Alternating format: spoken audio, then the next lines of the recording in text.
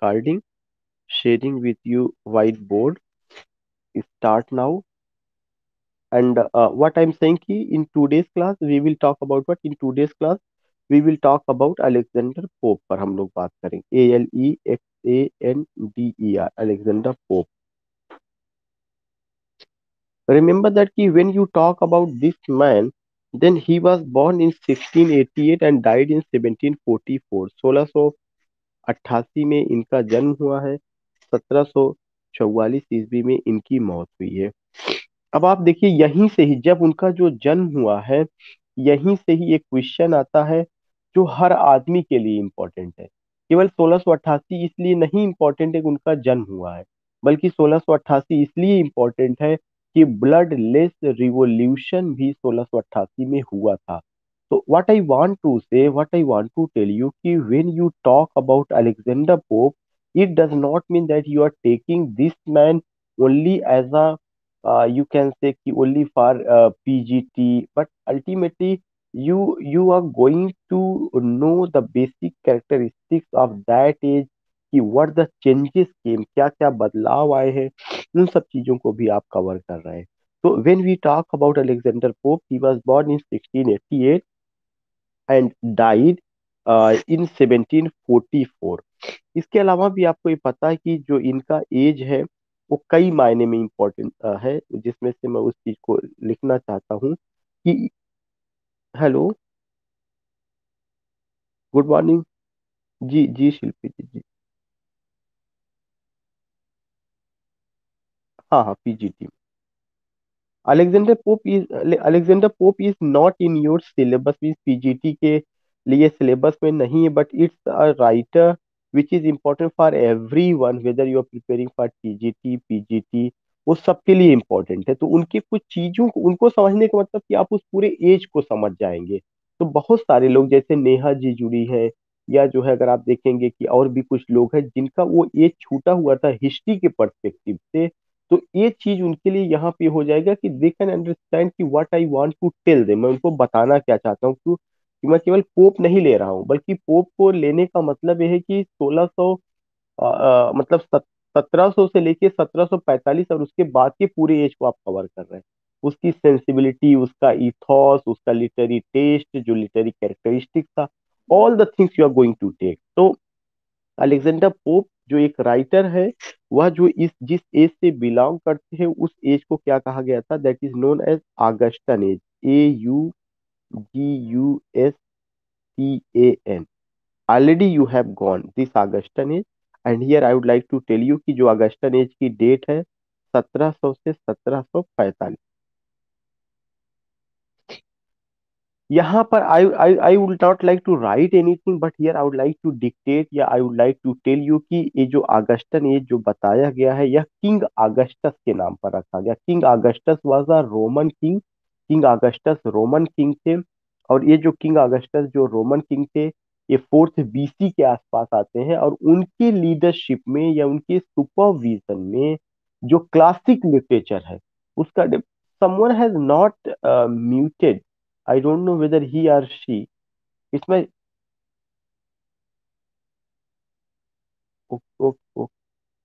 So I think कि Augustan age जो रहा है, this is important because when you talk about this man, तो he belongs to Augustan as.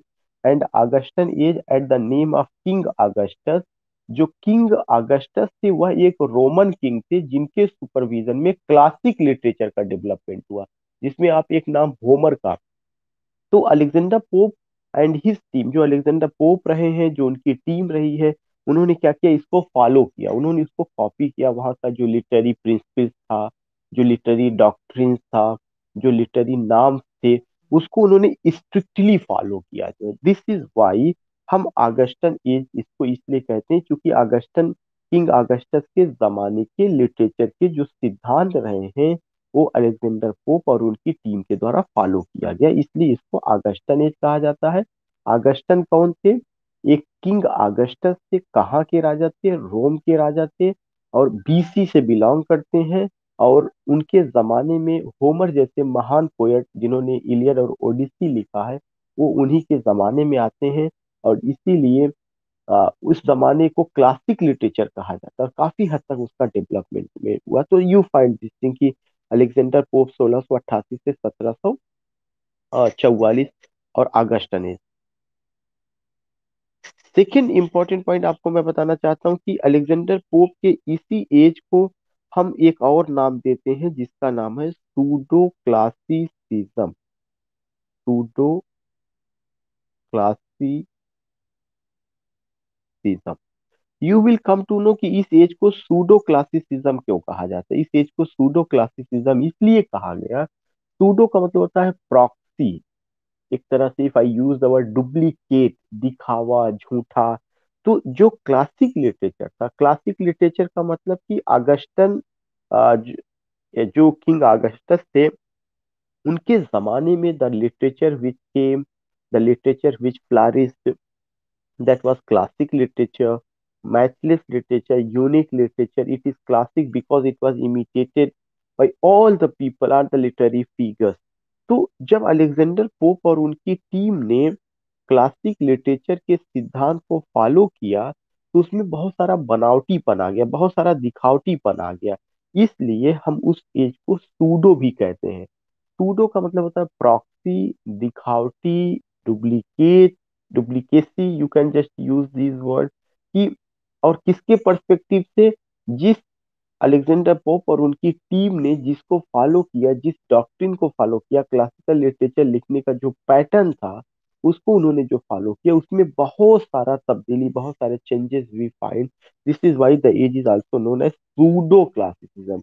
इसलिए age को सूडो क्लासिसिज्म भी कहा जाता है। Next point I want to share with you कि अगर आप देखेंगे तो इस एज को आप ये भी कह सकते हैं, that is neo classical. You can also call it neoclassical.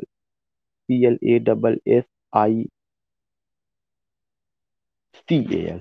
You can also call it neoclassical. Classic को नए रंग में ढाला गया, इसलिए इस एज को हम नियो क्लासिकल कहते हैं। तो you don't need to write anything, but I think you need कि Alexander Pope a leading poet, he belongs to a particular age, and that age is known as Augustan age. Why that age is called Augustan age? Because there was a Roman king, King Augustus. He belongs to 4th BC. And under the leadership of King Augustus, yeah, under the supervision of King Augustus, classic literature flourished. And one of the best example of classic poets is who? That is Homer, and he wrote Iliad and Odyssey. So, what the doctrine, what the literary principles they used, that was imitated by Alexander Pope and his team, yeah, his followers.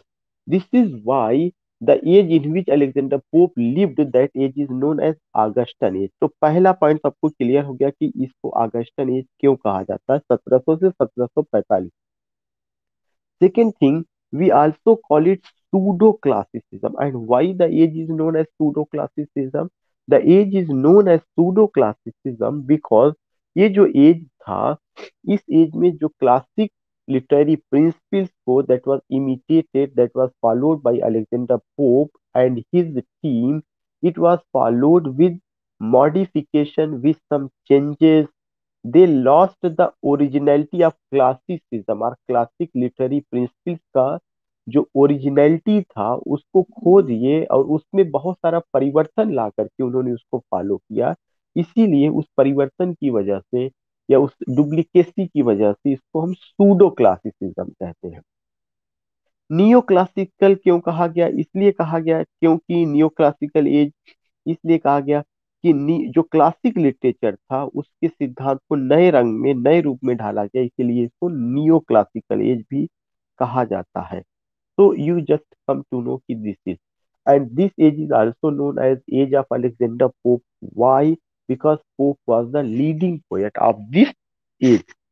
Second thing I want to tell you कि what are the points which you have to remember. Already I have gone, लेकिन short में मैं बताना चाहूंगा कि जो Alexander pope का जो एज है, उसमें कुछ चीजें बहुत इंपॉर्टेंट रही है।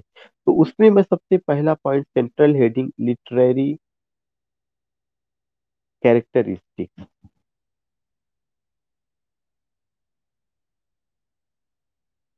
ISTICS. When you talk about literary characteristics, then remember that कि शार्ट में आपको कि it was an age of heroic couplet या हीरोइक कपलेट का एज था. Second important point, it was an age of satire and irony.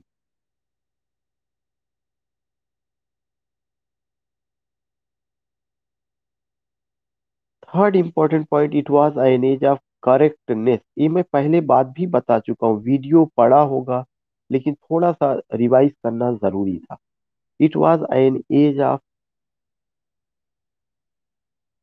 Courtly manner. So you find that कि जो literary characteristics है उसमें किन किन चीजों को यूज किया गया है. उसमें हीरोइक कपलेट का यूज किया गया है, सटायर और आयरनी का यूज है, करेक्टनेस है. All these things you find. तो heroic couplet pair of rhyming word से आपको पहले से ही पता है कि वो कैसे राइम करता है. सटायर और आयरनी आपको पता ही है कि सटायर में डायरेक्ट व्यंग होता है, आयरनी में इनडायरेक्ट व्यंग होता है. करेक्टनेस एक आपको पॉइंट थोड़ा सा वो मिल रहा होगा कि what do you mean by correctness. Correctness का मतलब कि there were some strict literary norms and those literary norms that was mandatory, that was compulsory to follow. You can't avoid at all. वो मैंडेटरी था, वो compulsory था follow करने के लिए, उसको एवॉइड नहीं किया जा सकता था. So you see here, what you see here, कि it was an age of heroic couplet, it was an age of satire and irony, it was an age of correctness, it was an age of courtly manner. यह courtly manner का था.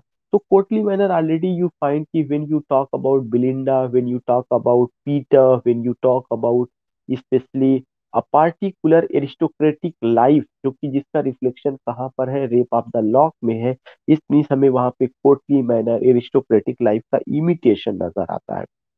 तो courtly life कोई बड़ी चीज नहीं है, क्योंकि ये चीज हम कहाँ पे देखते हैं, जॉन ड्राइडन के भी वर्क में देखते हैं, जॉन ड्राइडन के बाद भी हम इसको देखते हैं.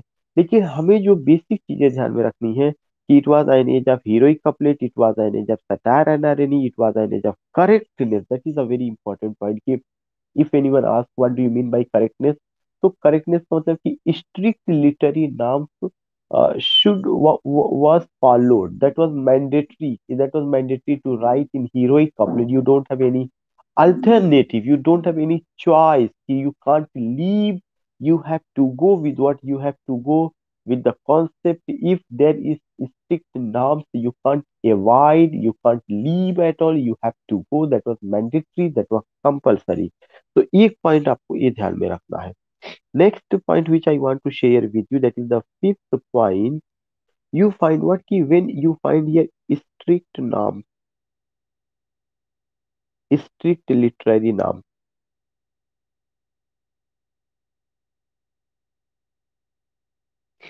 ये जो स्ट्रिक्ट लिटरेरी नॉर्म्स था उसको आपको फॉलो करना है. Punctuation, all these things you find उन सबका. उसके अलावा जो है यूज ऑफ सेजरा, CAESUR, ये क्वेश्चन पूछा जा चुका है. सेजरा आर पास और stop in heroic couplet.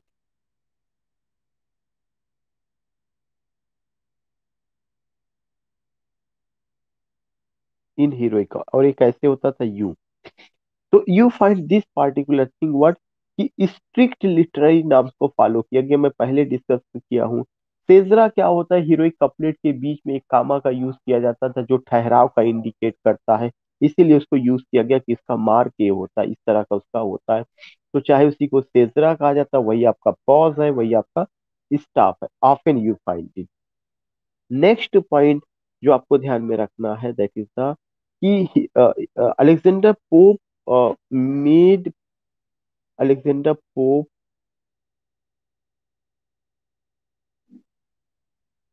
Perfected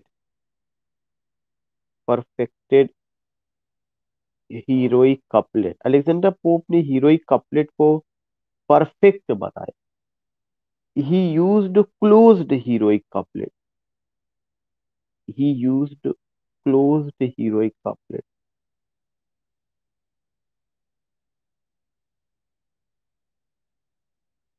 Alexander pope ने हीरोइक कपलेट को परफेक्ट बनाया। उन्होंने क्लोज्ड हीरोइक कपलेट का यूज किया है। इस एज में आपको और चीज देखने को मिलेगा, सिटी लाइफ। एक एक इम्पोर्टेंट पॉइंट आपको जो है ये चीज देखने को मिलेगा, सिटी लाइफ है, एरिस्टोक्रेटिक मैनर है, all these things you you find. So what I want to say कि अलेक्जेंडर पोप ने क्या किया, इसको परफेक्ट किया। हीरोइक कपलेट का सबसे पहले यूज जोफ्रे चौसर ने अपनी किताब लीजेंड ऑफ गुड वुमेन में किया है। हीरोइक कपलेट को जिस आदमी ने पॉपुलर बनाया वो आपके जॉन ड्राइडन रहे हैं। हीरोइक कपलेट को जिस आदमी ने परफेक्ट बनाया वो अलेक्जेंडर पोप रहे हैं। और अलेक्जेंडर पोप ने जिस हीरोइक कपलेट का यूज किया वह कौन सा रहा, closed heroic couplet. Closed heroic couplet जैसे हिंदी में दोहा होता है, वैसे इसमें होता है कि हर दो लाइन के बाद फुल स्टॉप होता है। और क्लोज्ड हीरोइक कपलेट में जो सेंस निकलता है it complete within two line, यह दो लाइन में ही कंप्लीट हो जाता है। तो एक पॉइंट आप ये भी पाएंगे कि Alexander pope perfected heroic couplet, ही यूज्ड क्लोज्ड हीरोइक कपलेट। और जो इस समय का लिटरेचर है, जो पोइट्री है खास करके, उसमें सिटी लाइफ को इम्पोर्टेंस दिया गया है। सिटी लाइफ या सिटी कल्चर की बातें वी फाइंड है, उसमें ये चीज नजर आता है। If I talk about the ninth point, तो you will come to know कि इसके अलावा जो ये एज है, इस एज में we find artificial poetry, we find artificial poetry.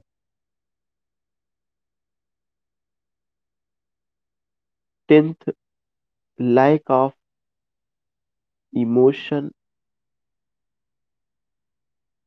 comma feelings, comma imagination and subjectivity या पर्सनालिटी।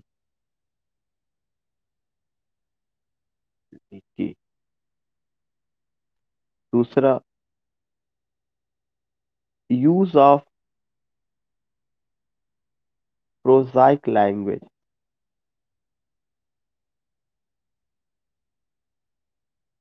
तो ये सब पॉइंट बहुत ज्यादा है कि we find what type of poetry, artificial poetry. If anyone ask you what is artificial poetry, then remember that the artificial poetry is a type of poetry in which we find what we find lack of emotion, feelings, imagination, personality.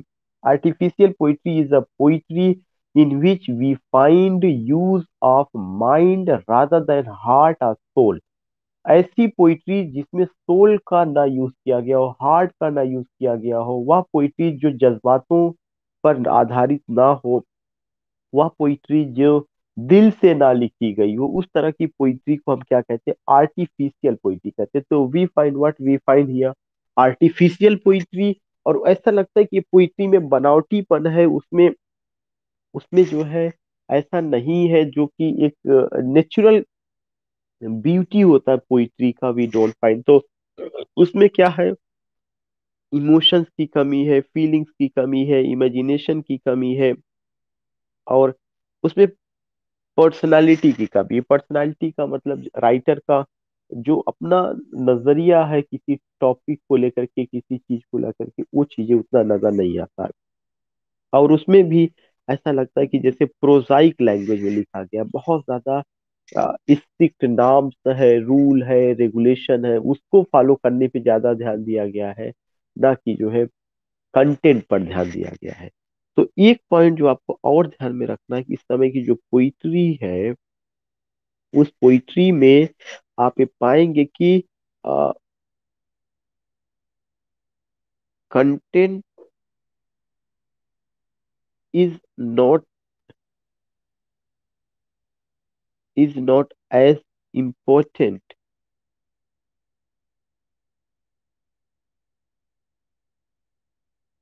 As form in neo classical poetry.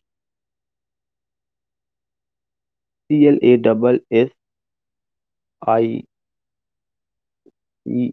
Neo classical poetry. And now 13। So you find that कि जो ये as रहा है उस as में की जो poetry है, पोइट्री का एक दूसरा भी चीज हमें नजर आता है, एक फॉर्म नजर आता है। वह कौन सा फॉर्म है? That is mock epic. Mock epic इस समय का पोइट्री के फील्ड में। Mock epic a type of poem in which trivial subject matter is used but the treatment is epical.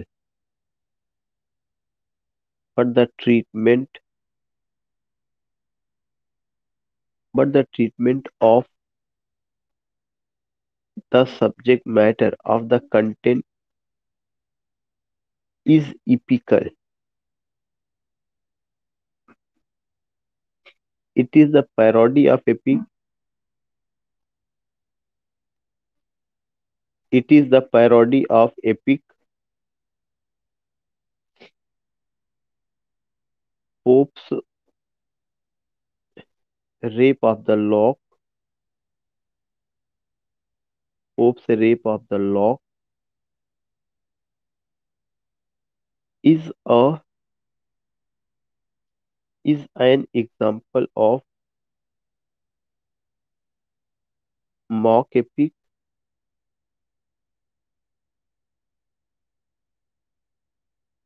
It has the theme theme of cut down of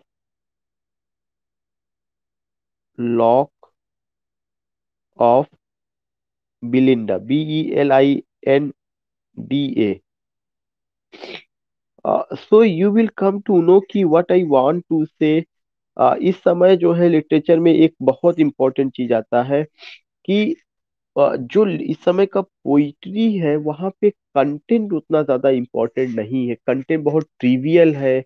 content is not as important as form, जितना form पर ध्यान दिया गया। Form का मतलब कि way of writing, कि उसमें हीरोइक कपलेट यूज करना है तो क्लोज्ड होगा, उसमें सेजरा होगा, पंक्चुएशन कहाँ यूज करना। तो content is not as important as form in neo classical poetry. तो कंटेंट उतना इंपॉर्टेंट नहीं, बल्कि क्या इंपॉर्टेंट है? फॉर्म इंपॉर्टेंट है। और इसको कहाँ देखा जा सकता है? एक तरह की पोयम आई है मॉक एपिक। यह क्या है? A type of poem in which what type subject matter? Trivial subject matter. Subject matter कैसा है? ट्रिवियल है। नाम तो रखा गया मॉक एपिक, लेकिन जब आप उसका देखते हैं तो सब्जेक्ट मैटर क्या है? ट्रिवियल है। और उसको एक रिडिकुलस एटमॉस्फेयर में उस सब्जेक्ट मैटर को कंपोज किया जाता है। और यह एक तरह का पैरोडी है, डुप्लीकेट है, कॉपी है इसका, एपिक का। लेकिन उस trivial subject matter is used but the treatment, लेकिन उस जो ट्रिवियल सब्जेक्ट मैटर होगा उसका जो ट्रीटमेंट होगा, means but the treatment of the content, content को कैसे कैसे प्रेजेंट किया जाता है? एपिकल फॉर्म में प्रेजेंट किया जाता है। एपिक की जो क्वालिटी है कि ग्रांड स्टाइल होगा, बम्बास्टिक स्पीच होगा, और इसके अलावा क्वाजी डिवाइन फिगर होंगे, सुपर नेचुरल मशीनरी होगा। ये सब जितनी भी चीजें होती है वो सारी चीजें इमिटेट की गई और उसका बेहतरीन यहाँ पे यूज किया गया। तो एक तो it is the parody of epic, ये चीज आपको ध्यान में रखना है कि यह क्या है? It is the parody of epic. दूसरा चीज की जो पोप है, अलेक्जेंडर पोप है, उनका जो एक वर्क है rape of the lock is an example of mock epic. यह मॉक एपिक का एग्जाम्पल है। It has the theme of what? It has the theme cut down of lock of Belinda. You don't have to forget. You don't have to forget. It has the theme. What? It has the theme कि cut down the lock of Belinda. जो बिलिंडा है,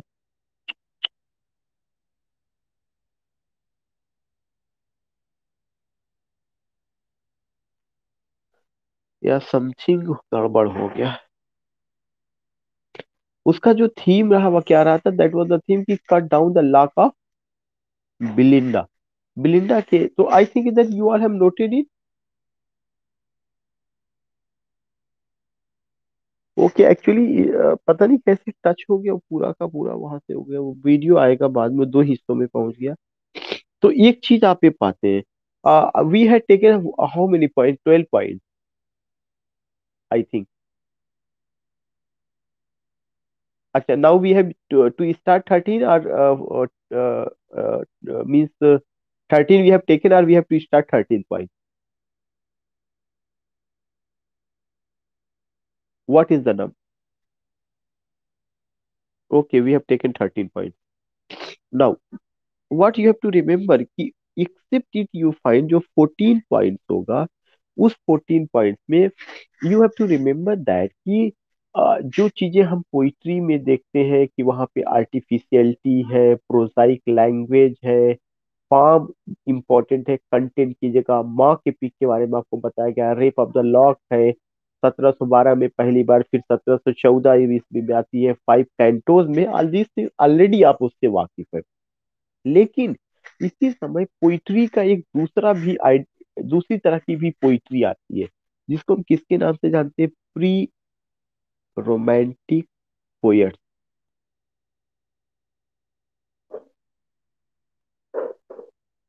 another type of poem we find, that is the pre romantic poets.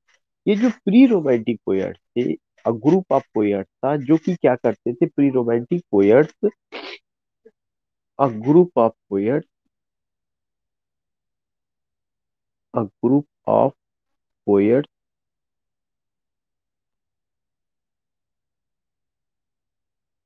Who wrote about nature, जिन्होंने किसके बारे में लिखा? Nature के बारे में। NATURE, specially its external beauty.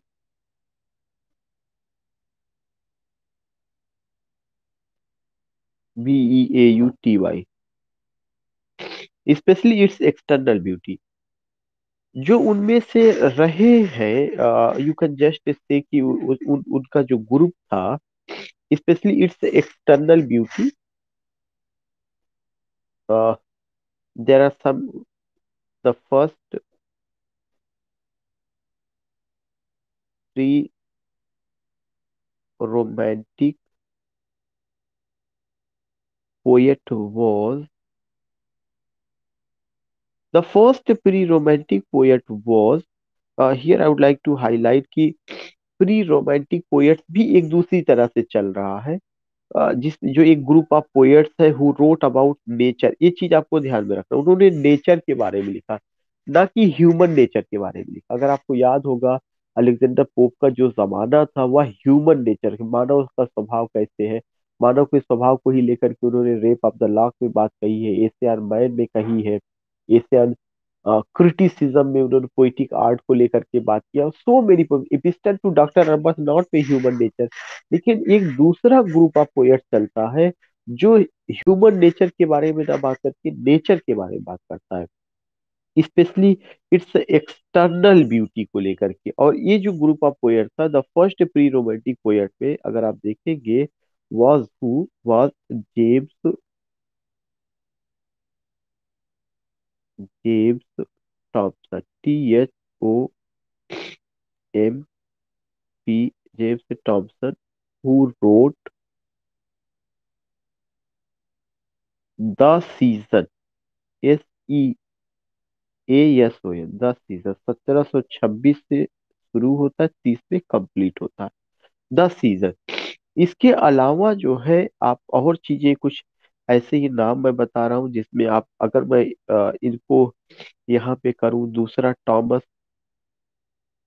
Grey ने लिखा उसी पैटर्न पर, Thomas Gray's, elegy written in a country churchyard, ELEGY,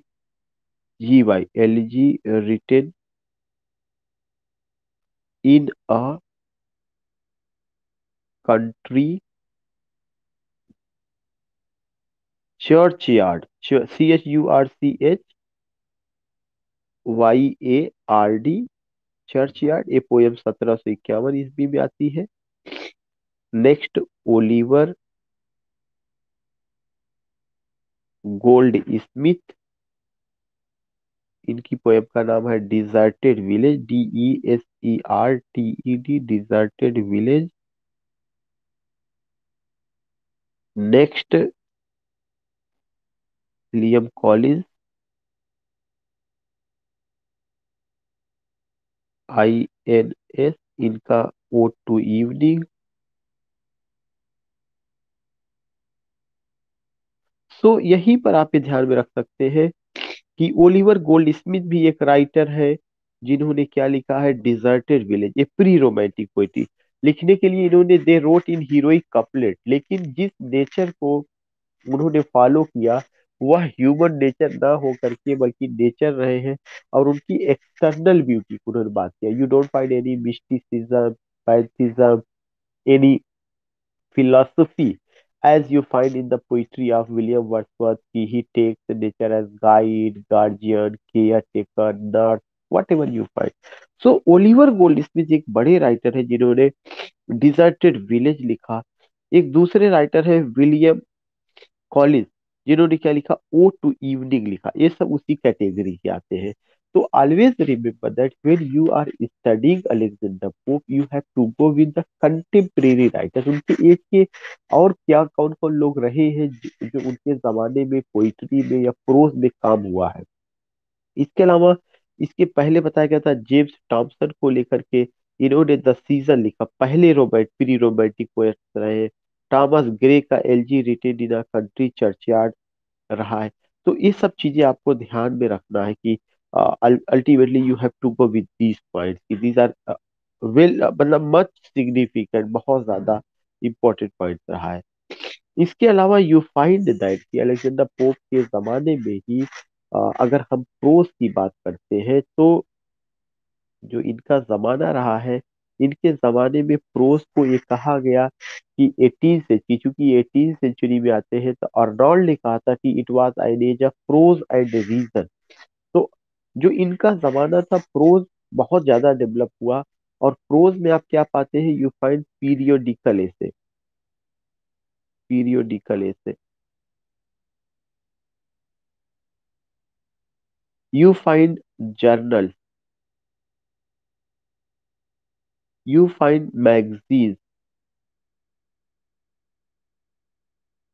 you find इसके अलावा coffee house,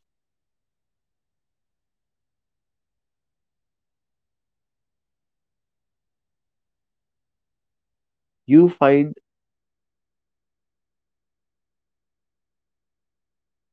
you find periodical essays, you find journals, you find magazines, you find coffee houses, and you find newspapers.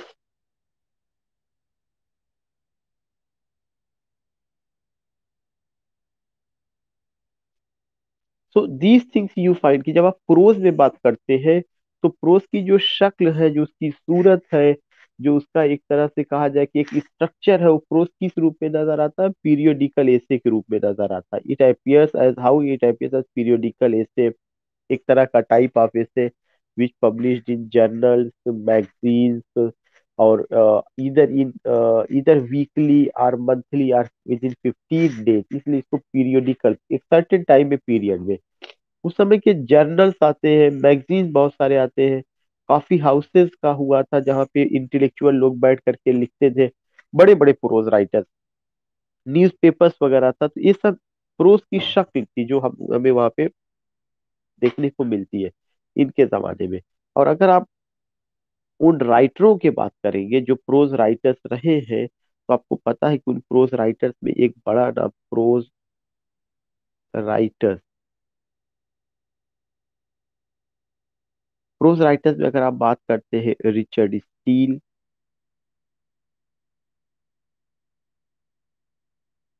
Joseph addition,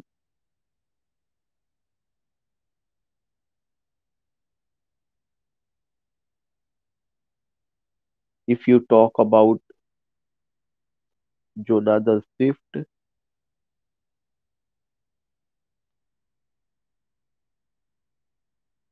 Oliver gold Smith.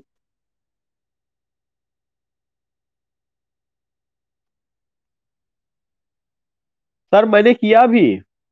तो कह रही अभी रास्ते में आ रहे हैं।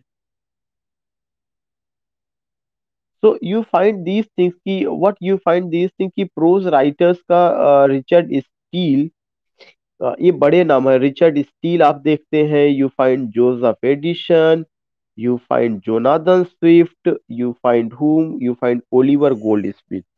ये सब बड़े राइटर हैं जिन्होंने कुछ अपना पीरियोडिकल एसेज भी उनका फेमस रहा है, और उनके आप जर्नल्स पाते हैं। तो मैं यहाँ पे कुछ जर्नल्स का भी नाम लिखना चाहूंगा। I would like to write the name of some journals. JOURNALS। When I talk about journals, The Spectator,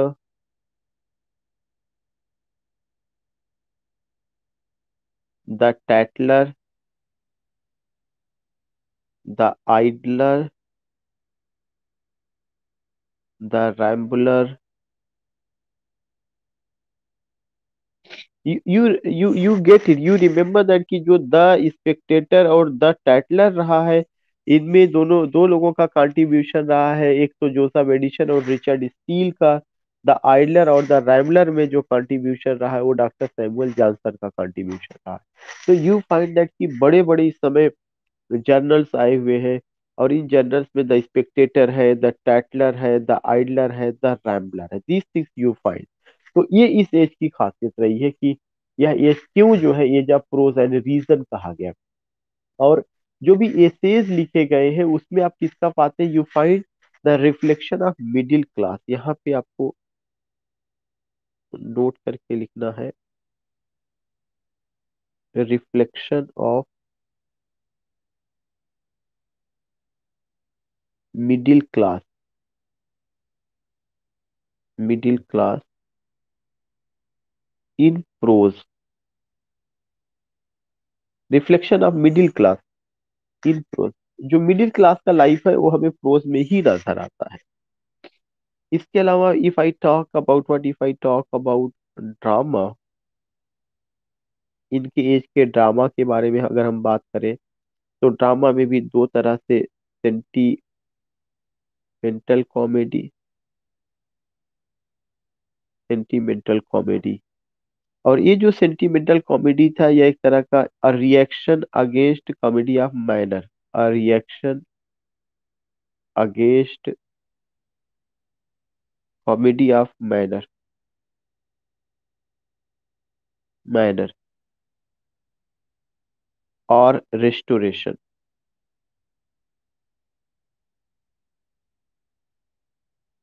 इस समय ड्रामा में अगर आप देखेंगे कि सेंटिमेंटल कॉमेडी जैसा आता है, और यह जो सेंटिमेंटल कॉमेडी थी, यह एक तरह का रिएक्शन था किसके खिलाफ, कॉमेडी ऑफ मैनर के खिलाफ। उसी कॉमेडी ऑफ मैनर को रेस्टोरेशन कॉमेडी कहा जाता है, जो एरिस्टोक्रेटिक लाइफ के बारे में बात करती है कि कैसे इंट्रिगिंग है, मॉन्गरिंग है, बैकबाइटिंग है, लस्ट है, पैशन है, इलिजिटिमेट रिलेशनशिप दिखाया गया है। उसमें तमाम तरह के सटायर का, आयरनी का, आर्टिफिशियल लाइफ का, so many things you find that. तो ये एक चीज रहा है जहाँ पे sentimental comedy, reaction against comedy of manner और रेस्टोरेशन कॉमेडी। और इसके जो सेंटिमेंटल कॉमेडी के जो बड़े राइटर हैं, उसमें से एक नाम क्या है, Richard steel. Richard Steele was a well known dramatist of sentimental comedy,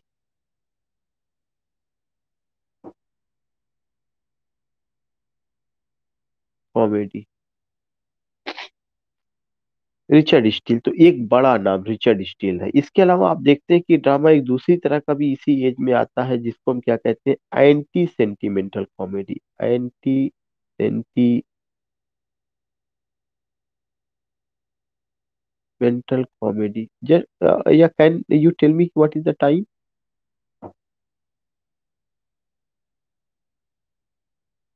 बस I will take only 2 minute, only 2 minute, only 2 minute.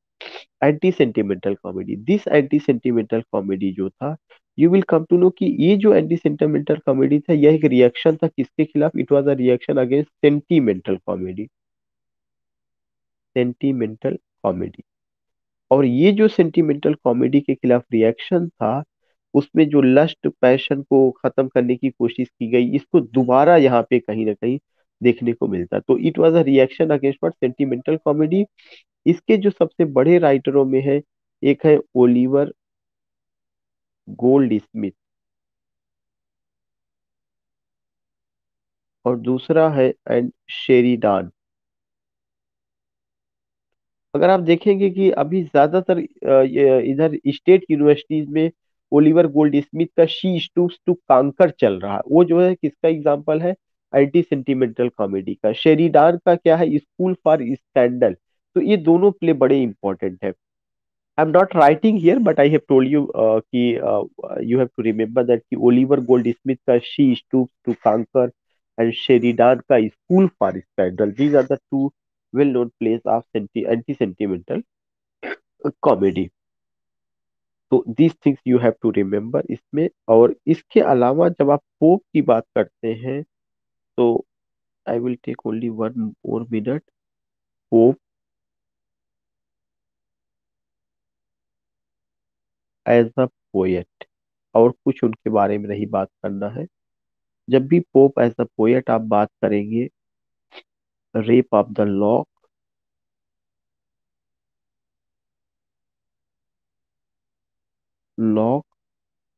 Essay on man,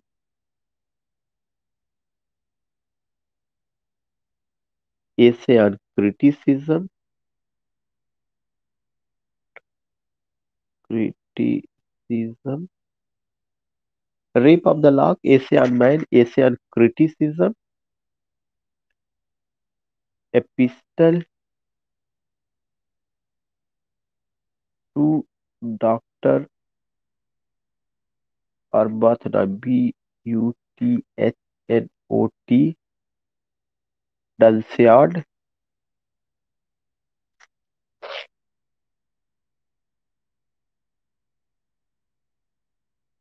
and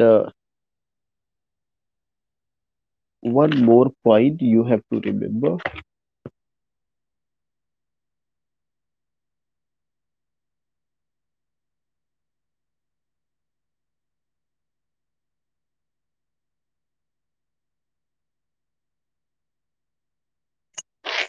moral epistles,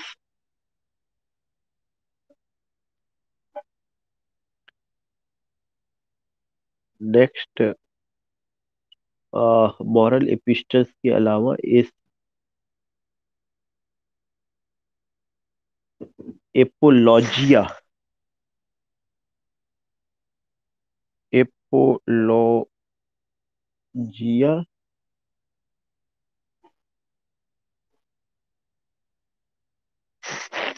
and the last is मसीहा, MESSIAH, मसीहा।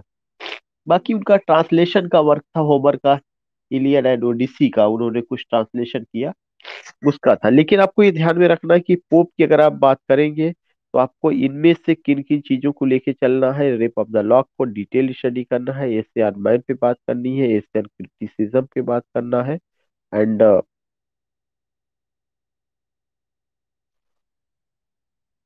Epistle to doctor Arbuthnot पे बात करना है, डंसियार्ड पे बात करना है।